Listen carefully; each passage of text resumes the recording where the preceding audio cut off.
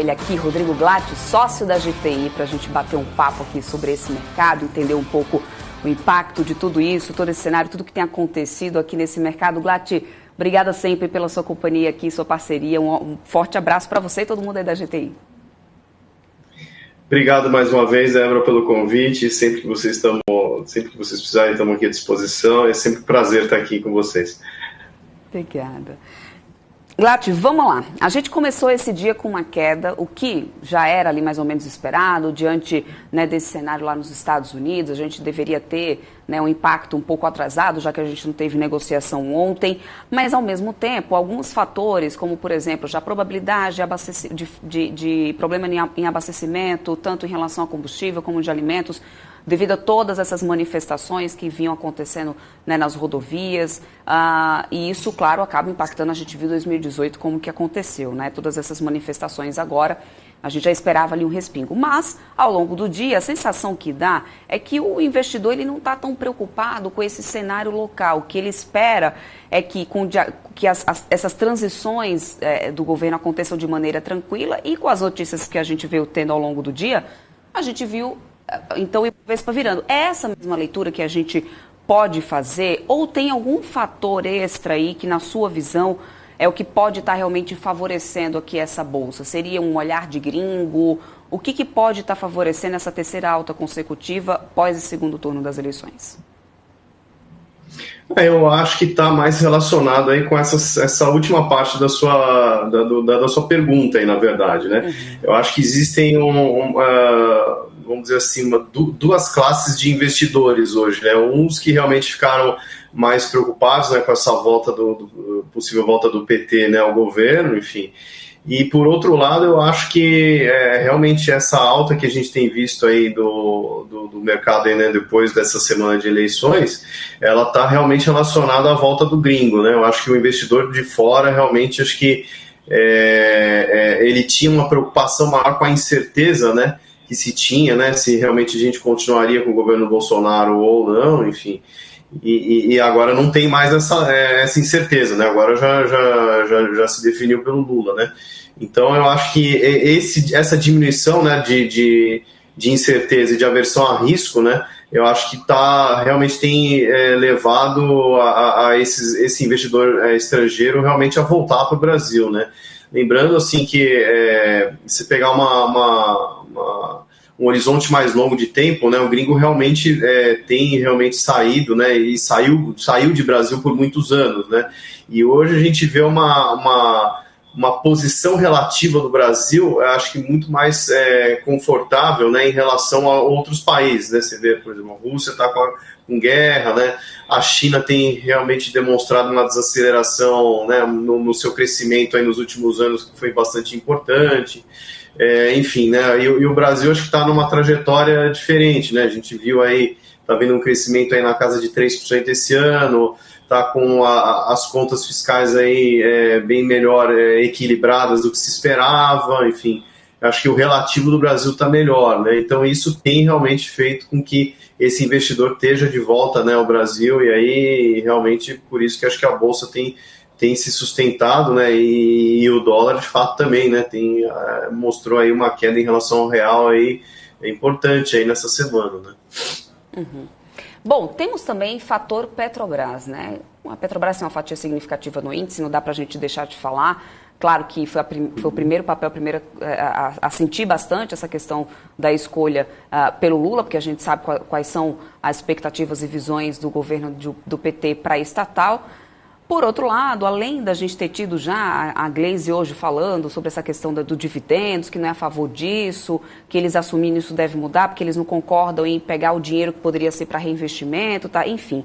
Logo na sequência, a gente tem a notícia então aí da Petrobras, que eu até ainda vou trazer com mais detalhe aqui para o pessoal, sobre a confirmação de dividendos, mais de R$3 aí por ação, né? Ou seja, isso já foi prego batido automaticamente, claro que a União também recebe bastante, ou seja, com mais essa confirmação da Petrobras, pelo menos para esse primeiro momento, nesse curtíssimo prazo, porque a gente não sabe como é que vai ser daqui de 1º de janeiro em diante. Você acha que a gente ainda pode ver um reflexo positivo diante dessa questão de dividendos da Petrobras para esses dias aqui na Bolsa? Isso pode melhorar ainda mais o cenário do índice, na sua opinião? Acho que pode. Na verdade, a empresa só está mantendo a atual política, né, de distribuição de dividendos, de proventos para os seus acionistas que ela tem praticado aí nos últimos anos, né? E acho que, de fato, por mais que o PT ache que isso não seja bom, né, e isso realmente é que tem...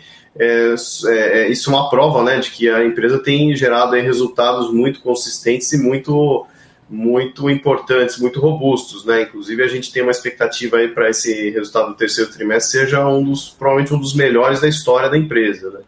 Então é claro que acho que é positivo, né? A gente está vendo aí um dividend yield na casa de quase 7, 8%, enfim, é um negócio bastante relevante ainda, né? Mas é claro que a gente não trabalha, né, com a continuidade desse yield, né, e dessa distribuição no governo do PT, né? Provavelmente eles vão querer dar uma destinação diferente do que a retornar para os acionistas, né?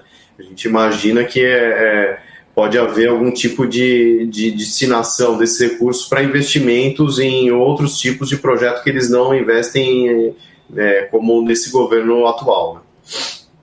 Uhum. E aí, vamos lá, você até começou essa fala dizendo justamente que isso está no estatuto ali da companhia. Bom, sabemos, e a Gleisi Hoffmann já está aí falando hoje que não vai ser bem assim quando o PT assumir. Mas como que seria? Pode, de uma maneira que o governo agora assuma, esse novo governo assuma, eles mudarem essa política? O que precisaria? É possível que isso aconteça realmente de acordo com porque a empresa tem um estatuto, ela não é somente da União, né, Glatt? Eu não sei se está claramente definido em estatuto isso, mas cada empresa tem sua política de distribuição, né? E a Petrobras tem lá a meta de dívida bruta, que acho que é 60 bilhões de dólares, enfim, né? E tem uma conta lá que é feita com relação à geração de caixa da empresa, né? E esse nível de endividamento, né?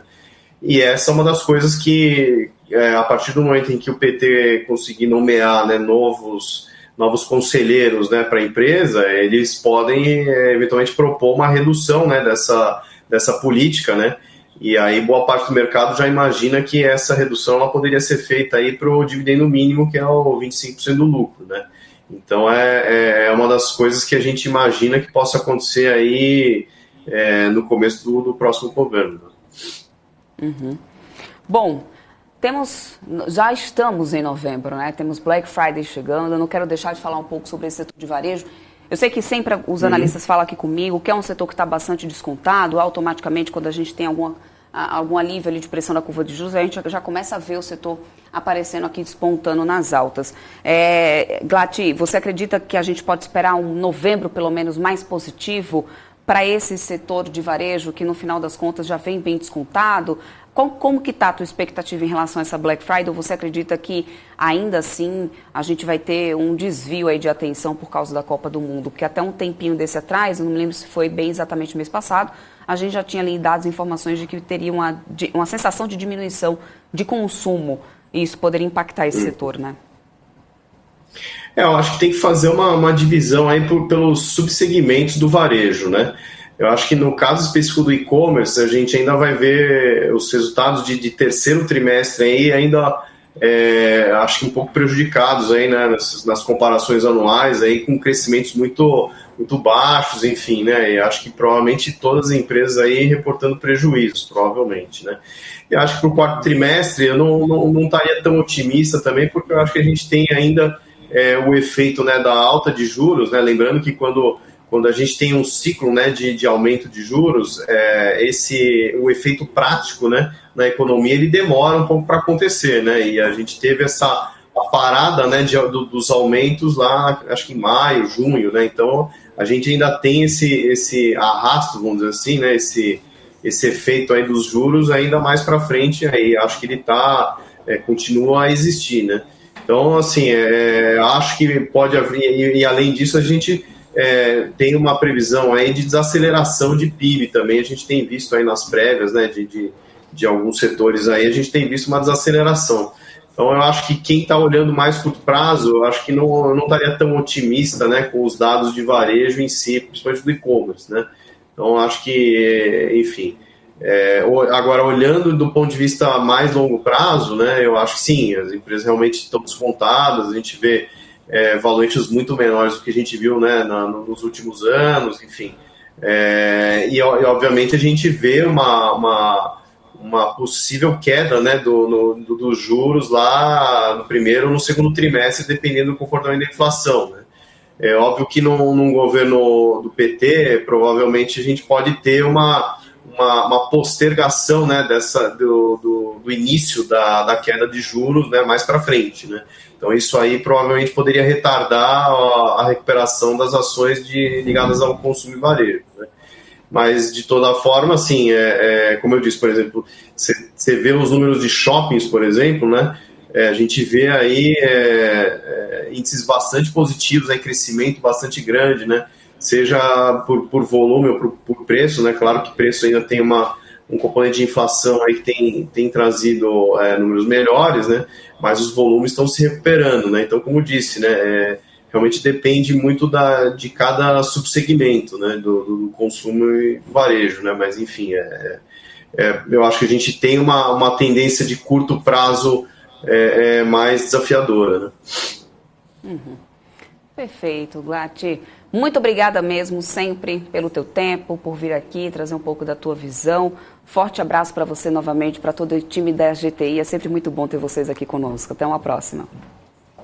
Obrigado pelo convite, Débora. Obrigado para todo mundo aí da equipe da BMC. E sempre que vocês precisarem, a gente está aqui à disposição para falar sobre qualquer coisa, sobre qualquer assunto. Muito obrigada. Um abraço. Tchau, tchau.